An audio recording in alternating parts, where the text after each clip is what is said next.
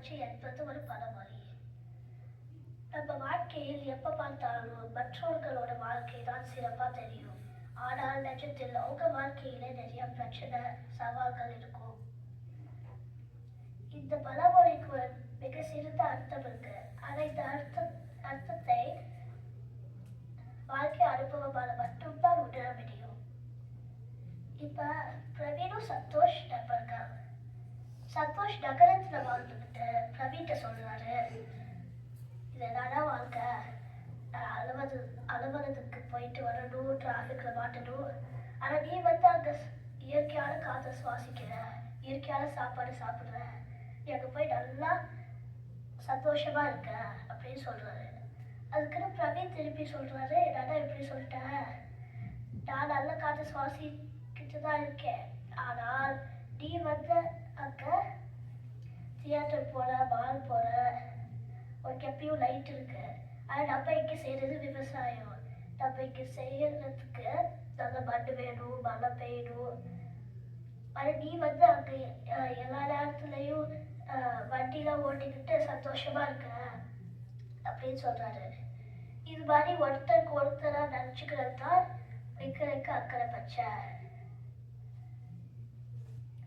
இதால ஒருவருக்கு தன் சூழ்நிலையை புரிஞ்சுக்காமல் வெளிப்புற அலங்காரியத்தை மட்டும்தான் கவனிப்பார்கள்.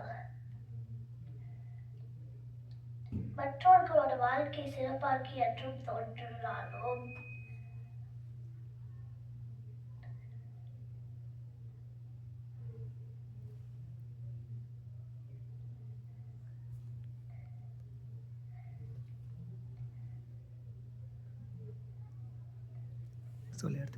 அவங்களுக்கும் நிறைய சவால்கள் இருக்கும்.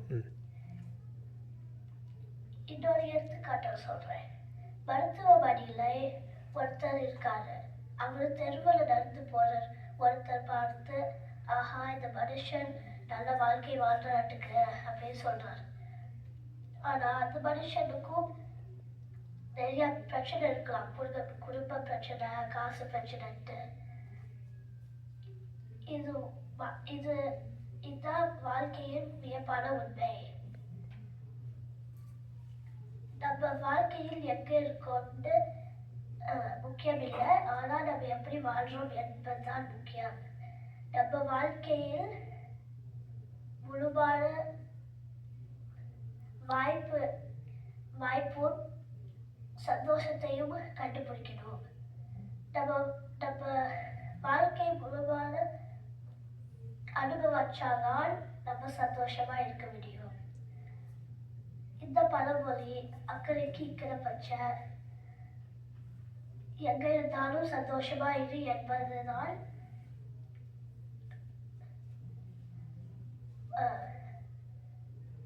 வாழ்க்கையிலே உண்மையான பாடம்.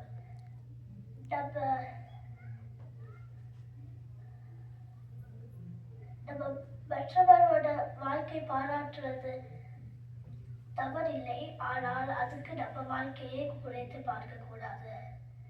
நன்றி. நிறைய மனப்பாடம் பண்ணி சொல்லிட்டாங்களா? சொன்ன கருத்தை